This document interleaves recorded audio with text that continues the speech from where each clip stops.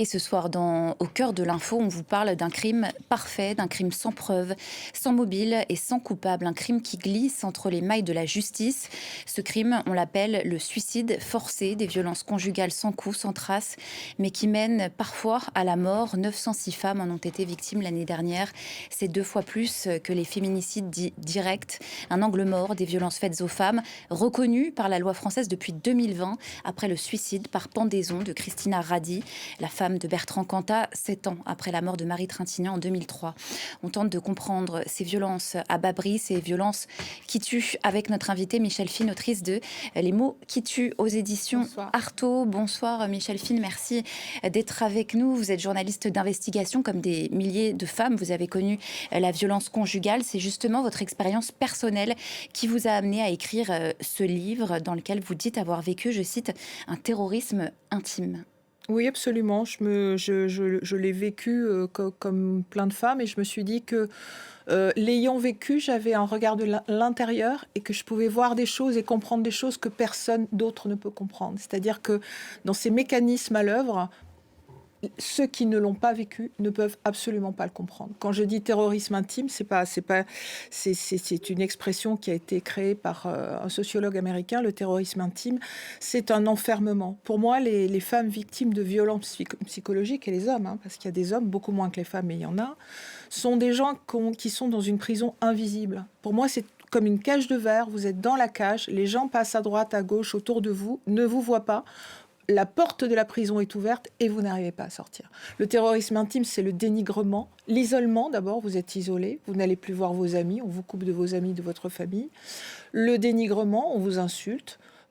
Tu sais rien faire, t'es nul, t'es même pas une bonne mère, vraiment vous ne valez plus rien, vous perdez la confiance en vous. Ça peut être le silence aussi. Il y a une technique qui est incroyable qui s'appelle le traitement silencieux, c'est-à-dire que vous êtes avec quelqu'un qui pendant 1 jour, 2 jours, 3 jours peut vous ignorer complètement, ne pas vous parler. Une fois que vous avez été dénigré plusieurs fois par jour ou plusieurs fois par soirée, on ne vous parle plus, on a l'air d'être très en colère et vous pensez que c'est vous le problème, et donc vous savez plus où vous en êtes, vous êtes complètement perdu. Il y a d'autres techniques qui s'appellent le gaslighting. Le gaslighting, c'est faire perdre le sens de la réalité à quelqu'un, lui dire que c'est l'inversion de la réalité. Tu fais ce que je viens de te faire, c'est toi qui l'as fait. On va prendre le temps justement de définir chacun des termes, de ces red flags, de ces drapeaux rouges qui doivent nous mettre l'alerte dans ce type de relation. Mais d'abord, avant d'y tomber, par quoi ça commence, cette violence invisible ? Ça commence par un débordement d'amour, ce que certains appellent la lune de miel ou le love bombing. C'est-à-dire que vous êtes une proie. Et pour vous faire tomber dans ces filets, l'auteur va vous donner des preuves d'amour. Ça va être un déferlement, ça va être « tu es la plus belle, tu es la plus magnifique, personne ne t'aimera jamais autant que moi ». Ça peut être des fleurs. J'ai une des femmes que j'ai interviewées pour mon livre, elle voulait faire un voyage, elle avait un voyage, elle avait envie de fringues qu'elle ne pouvait pas s'acheter, elle avait les vêtements, elle avait tout ce qu'elle voulait, elle était une princesse. Tout d'un coup, elle était devenue une reine. Ça va très vite parce que ce sont des prédateurs et il faut qu'ils harponnent, ils hameçonnent très très vite. Ça, c'est un des red flags, c'est un des signes rouges. Quand ça va trop vite, c'est que ça va pas. Et ça va très vite et du coup, vous perdez complètement la réalité. Ce faisant, ils vous étudient, ils vous posent des questions. C'est-à-dire qu'ils vont faire une espèce d'enquête sur vous pour essayer de voir quelles sont vos faiblesses. Et une fois qu'ils vous ont bien hameçonné, ils vont appuyer sur les boutons de vos faiblesses pour essayer de vous faire perdre confiance en vous. Alors quand vous dites « il », vous faites référence à qui ? Alors, à quelle catégorie, à quel mot qui a parfois été galvaudé, vous le définissez alors d'ailleurs dans c'est votre pour ouvrage. moi je les appelle les manipulateurs pervers narcissiques. Voilà. C'est la catégorie des pervers narcissiques. Alors effectivement, le terme est galvaudé, le terme a fait l'objet d'études, mais il y a vraiment une catégorie de la population et des gens qui sont assez nombreux, dont le but est de détruire les autres. En fait, ce sont des gens assez dépressifs, voire très dépressifs, et qui déplacent leur mal-être sur une autre personne. Et l'autre, la victime, n'est qu'un objet. C'est le réceptacle de leur dépression. Et toute leur stratégie consiste à avoir des stratégies de pouvoir pour essayer de rabaisser l'autre. j'ai pu discuter pendant des heures et des heures avec un pervers narcissique qui se dit ancien pervers narcissique. Alors, j'y croyais pas au début parce que les pervers narcissiques, ils sont toujours dans le déni. Mais ce monsieur-là qui conscientise quand même pas mal de choses m'a dit: j'étais un tueur d'étincelles dans les yeux. Quand ma femme avait des étincelles, quand elle était heureuse, j'étais jaloux et il fallait que je tue ce bonheur. Vous posez des mots justement sur ces mécanismes de violence. Vous essayez de comprendre ce qui crée l'emprise et ce qui crée l'addiction, ce qui fait que les victimes n'arrivent pas à partir. C'est ce qui crée cette addiction, c'est, dites-vous, l'ascenseur émotionnel. Comment ça fonctionne, ce C'est mécanisme? le chaud, le froid. Moi, j'ai cherché, j'ai été victime, donc j'ai essayé de comprendre ce qui m'était arrivé. Et j'ai essayé de comprendre en particulier pourquoi je partais, mais je revenais. Je suis partie souvent et je revenais tout le temps. Il y avait quelque chose qui allait pas, en fait. Il y avait, et je me rappelle très bien, une fois, j'amène cet individu devant le tribunal. J'arrive à le traduire devant le tribunal. Ça a été un long combat. Parce que c'est pas un long fleuve tranquille. Et pendant qu'il se fait juger, pendant le Parce que vous délibéré, aviez porté plainte. parce que j'avais porté plainte et je l'ai amené en comparution immédiate. Et pendant le délibéré, je suis là et je sens une espèce de craving, de manque, de sensation de manque, de trou dans le ventre. Il me manque. Je dis là, il y a un truc qui va pas. Donc j'ai cherché. Et j'ai trouvé plusieurs réponses. Une des réponses a été définie dans les années 30 par un psychologue américain qui s'appelle Skinner. C'est la boîte de Skinner. C'est un monsieur qui faisait des expériences avec les rats sur l'addiction. Il donne à manger aux rats de manière régulière. Les rats ne mangent plus. Il leur donne à manger de manière irrégulière. Ils ne savent pas s'ils vont avoir une boulette, 2 boulettes, 3, beaucoup, pas du tout. Et là, ils deviennent accros et ils mangent tout. En fait, c'est la dopamine. C'est le circuit de la récompense. C'est la base de l'addiction. Et en fait, l'amour est une addiction comme une autre. C'est un mécanisme qui est aussi décrit dans le livre de Bruno Patino, La Oui, civilisation du poisson rouge. absolument. Et c'est le même mécanisme à l'œuvre dans notre addiction aux écrans. C'est dire la puissance Absolument. de cette emprise. D'ailleurs, dans votre livre, vous citez une victime qui parle, je cite, de l'impression d'être une droguée à l'héroïne qui attend sa dose. Oui. Elle me disait, j'attendais mon shoot. J'attendais mon shoot, c'est-à-dire qu'elle quitte son mari avec qui elle a vécu 15 ans d'enfer, elle est là, elle est en manque et elle a besoin de son shoot. Et elle va retrouver un autre partenaire qui est aussi un auteur de violence. Et l'image que vous utilisez pour illustrer justement cette impossibilité à partir, c'est toujours celle de la cage de verre, la porte de la prison qui est ouverte, Ouais. mais la victime ne la voit pas. Alors Non. comment on fait pour sortir de cette emprise? Alors, c'est très long, c'est très difficile. D'abord, connaître, c'est aussi savoir et c'est aussi arriver à s'en libérer, premièrement. Il y a une technique qui s'appelle l'EMDR qui permet de soigner les traumatismes, les traumas des attentats par exemple, mais aussi les traumatismes des violences conjugales. Ça consiste en des mouvements des yeux, ça marche très bien. Après, ce que j'ai envie de dire, c'est l'entourage est très important. C'est-à-dire que ce qu'il faut comprendre, c'est que la femme qui est victime de violences conjugales et psychologiques en particulier, elle est pas coupable. L'entourage croit toujours qu'elle est coupable. L'entourage, parce que plusieurs fois, elle a dit je vis un enfer et je vais partir, et que finalement elle est restée, l'entourage pense que c'est elle le problème. Et donc l'entourage, souvent, au bout d'un moment, s'en va. Parce qu'il la laisse toute seule. Et c'est quand la femme est toute seule, et c'est quand la justice ne l'aide pas, qu'elle peut passer à l'acte, parce qu'elle n'arrive pas à s'en sortir, elle est dans un enfer, et la seule porte ouverte vers l'enfer, c'est le suicide. Donc il ne faut pas lâcher les femmes, elles vont faire des allers-retours, aller, venir, et un jour elles vont sortir. C'est pas la fin du chemin, ce n'est que le début du chemin. C'est extrêmement difficile parce que ces pervers narcissiques, quand vous les quittez, c'est comme si on leur enlevait la batterie qui les fait marcher. Et donc, ils deviennent fous. Et ils n'ont de cesse d'essayer de vous retrouver. Donc, l'auteur de violence devient harceleur. Et la situation d'après est presque plus difficile que celle d'avant. Mais il y a une lumière au bout du chemin. On arrive en sortir. Qu'est-ce qui vous a permis, vous, à vous en sortir ? Moi, ce qui m'a permis de m'en sortir, c'est d'abord de comprendre, d'essayer de comprendre, de me documenter des heures et des heures et des heures pour savoir ce qui m'était arrivé. Et ensuite, c'est la justice. Moi, j'arrivais pas à m'en sortir. Donc, je me suis dit, à la violence d'après, je vais demander à la justice de faire le boulot que j'arrive pas à faire. Et la justice a fait quelque chose de très bien, c'est qu'elle a fait une ordonnance d'éloignement. C'est-à-dire qu'il n'a pas eu le droit de me contacter pendant 2 ans. Et je pense que c'est ça vraiment qui m'a permis de m'en sortir. Il y a aussi la honte des victimes, vous le dites d'ailleurs très bien dans votre livre, on ne raconte pas tout, on a honte, et c'est une phrase que presque toutes les victimes de violences ont entendue, celle-ci. Si tu es capable d'accepter ça, c'est que tu ne te respectes pas. Oui. Pourquoi est-ce que c'est une phrase qu'il ne faut plus prononcer?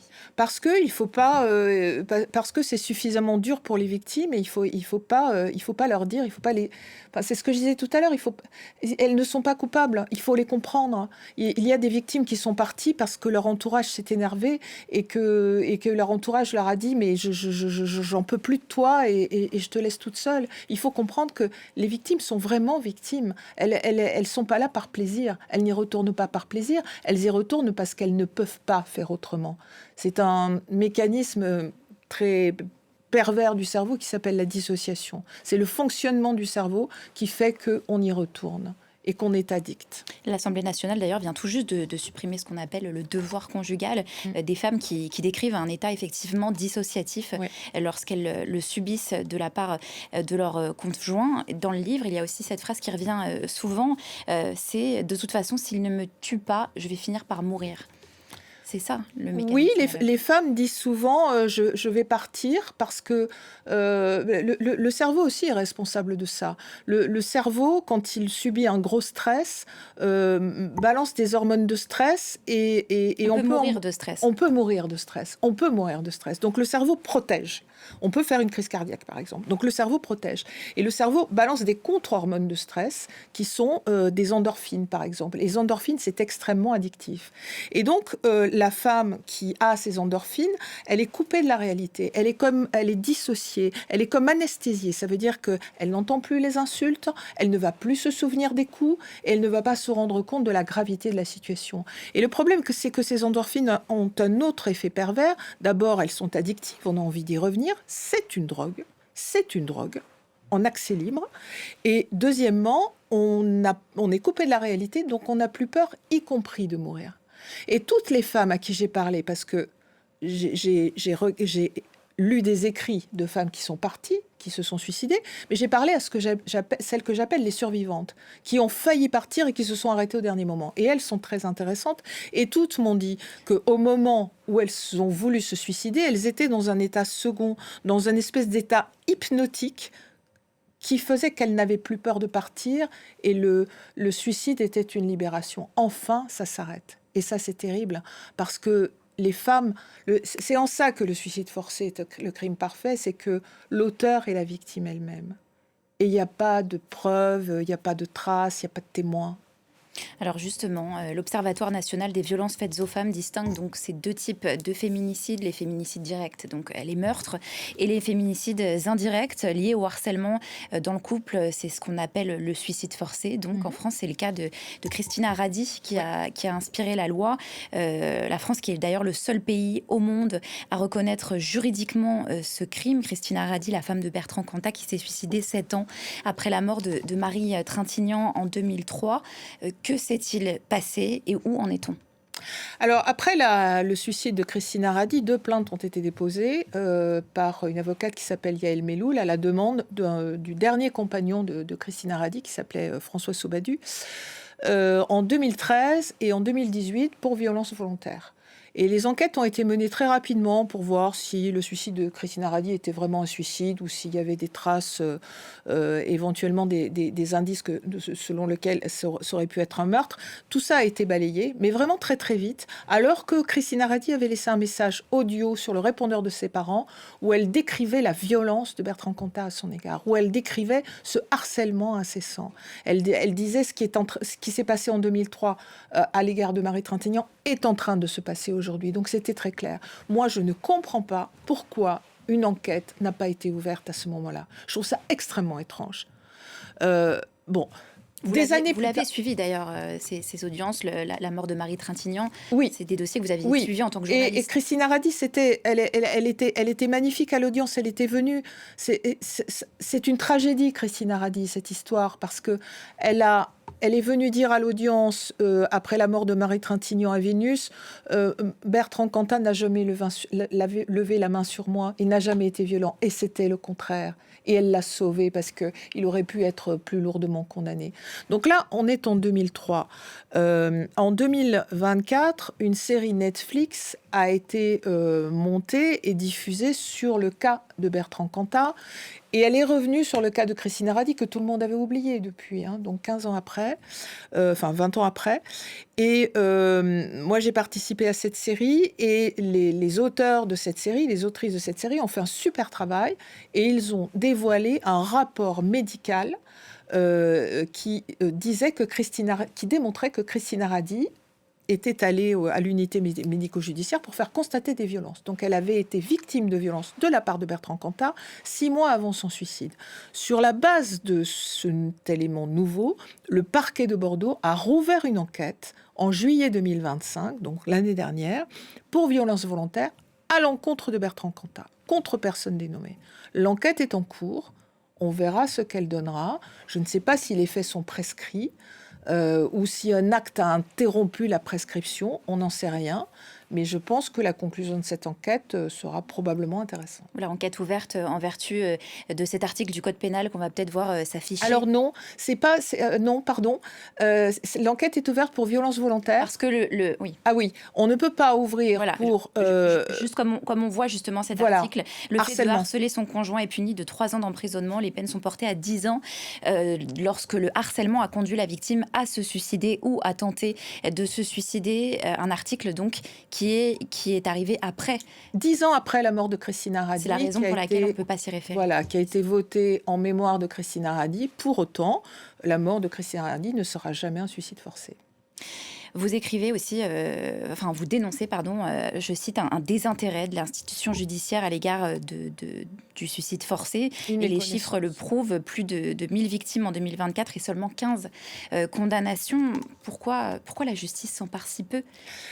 D'abord parce qu'elle ne connaît pas les mécanismes, parce qu'il n'y a pas eu de circulaire d'application de la loi, et ensuite parce que une loi sur le harcèlement, c'est toujours difficile à appliquer. Les preuves sont évanescentes. Alors souvent, les preuves, c'est archi simple aujourd'hui. Il suffit de prendre le téléphone, il suffit de prendre l'ordinateur et de regarder, de faire ce que Yael Mellul, spécialiste des violences conjugales, appelle l'autopsie psychologique. Essayer de savoir s'il y a des traces, et souvent il y a des traces. Il y a des femmes, des jeunes femmes qui documentent tout, qui écrivent tout, et puis on a les échanges avec les auteurs, donc le harcèlement, il est là. Mais ça demande un travail. Et aujourd'hui, on a des procureurs. Moi, en enquêtant, je me suis rendu compte que certains procureurs, beaucoup de procureurs, certains comprennent les mécanismes, mais d'autres, leur travail, c'est de vider l'océan avec une petite cuillère. Ils ont énormément de plaintes, ils sont débordés, donc si on peut régler les affaires les unes après les autres, et donc ils donnent des consignes aux gendarmes ou aux policiers en disant, écoutez, une enquête pour harcèlement moral, ça va être beaucoup trop long, ça va prendre beaucoup trop de temps, 2-3 mois, on n'en sait rien. Si vous avez un appel, une procédure pour appel malveillant, on renvoie ça en procédure pour appel malveillant et ça suffira. Et puis, je trouve, moi, ça c'est un sentiment personnel, que les plaintes pour violence conjugale ne sont pas assez pénalisés. C'est-à-dire que les auteurs, ils vont avoir quelques mois avec sursis pour des choses très graves, pour des menaces de mort, pour avoir jeté sa femme dans l'escalier, 4 mois avec sursis, mais c'est rien. Ça veut dire que pour eux, c'est comme si on n'avait rien fait. Merci beaucoup Michel Fine. Les mots qui tuent aux éditions Artaud pour tout comprendre de ce qui se passe derrière l'emprise. C'est la fin de cette première demi-heure d'infos. On revient dans moins de 2 minutes. Restez avec nous.